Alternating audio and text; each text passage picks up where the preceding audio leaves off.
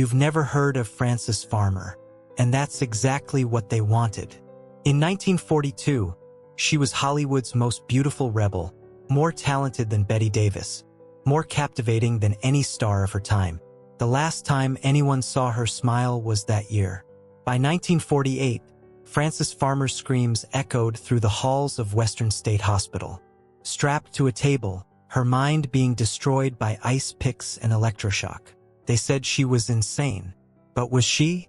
Or was Frances simply a woman who refused to be silenced and paid the ultimate price? This is the story Hollywood buried. The story of a woman they couldn't break. So they erased her instead. Seattle, 1913. Frances Elena Farmer was born into a world that would never understand her. Her mother, Lillian, was a woman obsessed with control and social status. Her father, Ernest, was a passive man who watched helplessly as his wife slowly destroyed their daughter's spirit. From the beginning, Frances was different. She was curious, intelligent, and worst of all, she asked questions. At 16, Frances won a high school essay contest. The title? God Dies. In it, she declared herself an atheist and challenged organized religion. The scandal was immediate. Seattle's conservative community was outraged. Her mother was humiliated, but Frances didn't care. She had tasted intellectual freedom, and she would spend the rest of her life fighting for it. By 1935, Frances had won a scholarship to study drama at the University of Washington. Paramount Studios noticed her, not just for her striking beauty, but for something deeper. There was intelligence in her eyes, fire in her voice. She wasn't like the other starlets who giggled and posed. Frances Farmer could act, really act. Her first film, Too Many Parents, was unremarkable. But her second, Come and Get It, made her a star overnight. Critics called her luminous, raw, the most exciting actress in a generation. She was 22 years old, and Hollywood was hers for the taking. But Frances made a fatal mistake. She believed Hollywood would respect her talent more than her obedience. She was wrong. The studio system in the 1930s and 40s wasn't just controlling, it was totalitarian. Studios owned actors like property. They dictated what films you made, what you wore, who you dated, what you said in public. Actors were products to be manufactured, packaged, and sold. Frances refused to play along. She criticized the studio's choice of roles. She appeared at events without makeup. She spoke openly about left-wing politics in an increasingly paranoid, conservative Hollywood. She dated Clifford Odets, a known communist playwright.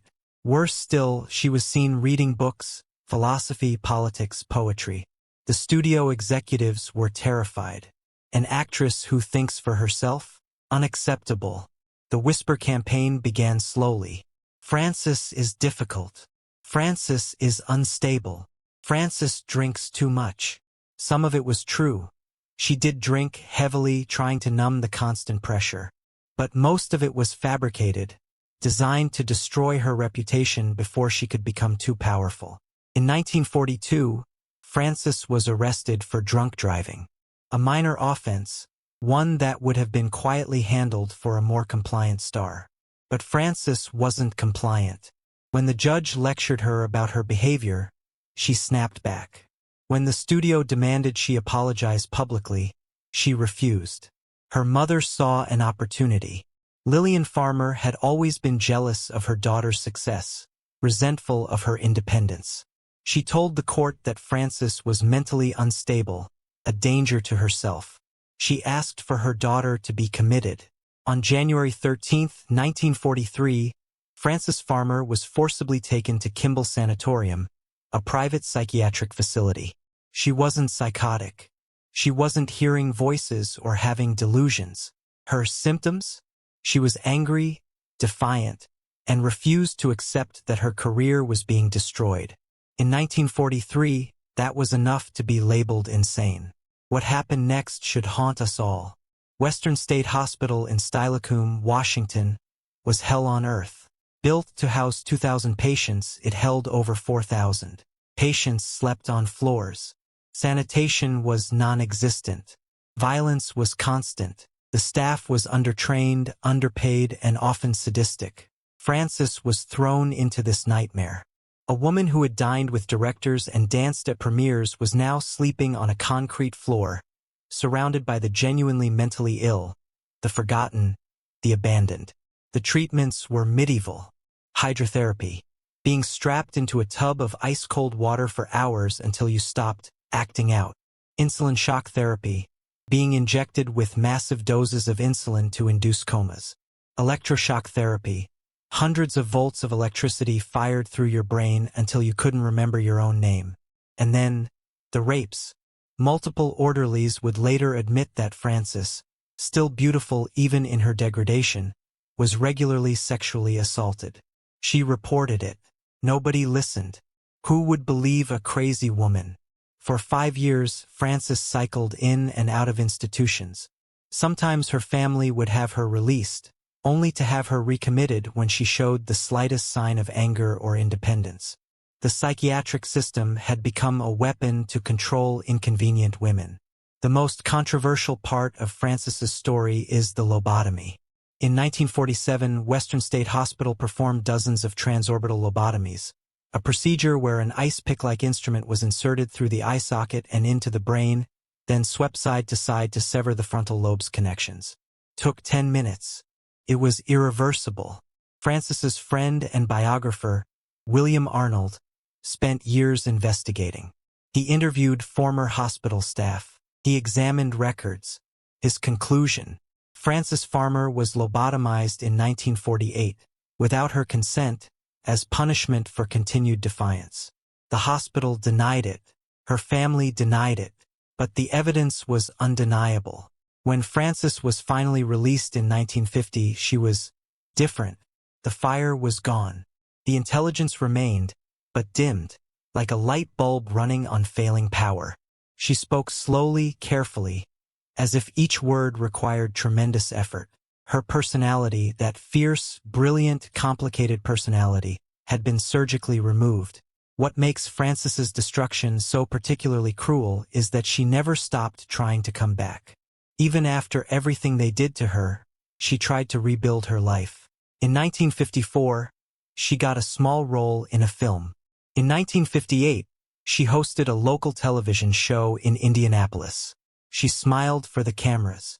She was professional, polite, agreeable. Everything Hollywood had wanted her to be. But it was too late. Nobody cared anymore. The woman who had been too bright, too bold, too brilliant, was now safely neutralized. And Hollywood had moved on. Frances lived the last decades of her life in quiet obscurity. She rarely spoke about her years in the institutions. When she did, it was in vague, careful terms, as if speaking too clearly about the horrors might cause them to recur. In 1970, she died of cancer in Indianapolis. She was 56 years old. Her obituary in the New York Times was 4 paragraphs long. Most focused on her troubled behavior and mental illness. Only one sentence mentioned that she had once been considered one of Hollywood's most promising actresses. But here's what they never told you. Frances Farmer wasn't insane. She was inconvenient. In an industry and an era that demanded female compliance, she dared to be intelligent, opinionated, and independent. And for that, they didn't just end her career, they ended her mind. The psychiatric system in the 1940s was routinely weaponized against women who stepped out of line. Thousands of women were institutionalized, not because they were mentally ill, but because they were difficult wives, rebellious daughters, or independent women who refused to conform.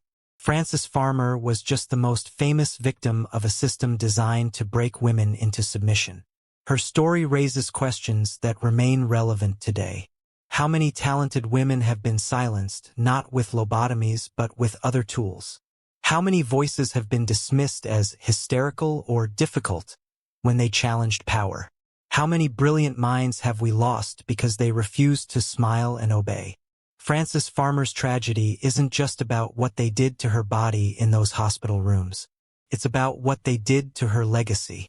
They erased her. They turned one of the most talented actresses of her generation into a cautionary tale about what happens to women who don't know their place. But we remember.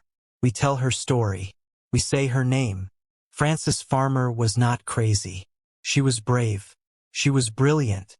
She was destroyed, not by mental illness, but by a system that couldn't tolerate a woman who refused to be controlled. Hollywood tried to bury her, but the truth, like Frances herself, refuses to stay silent.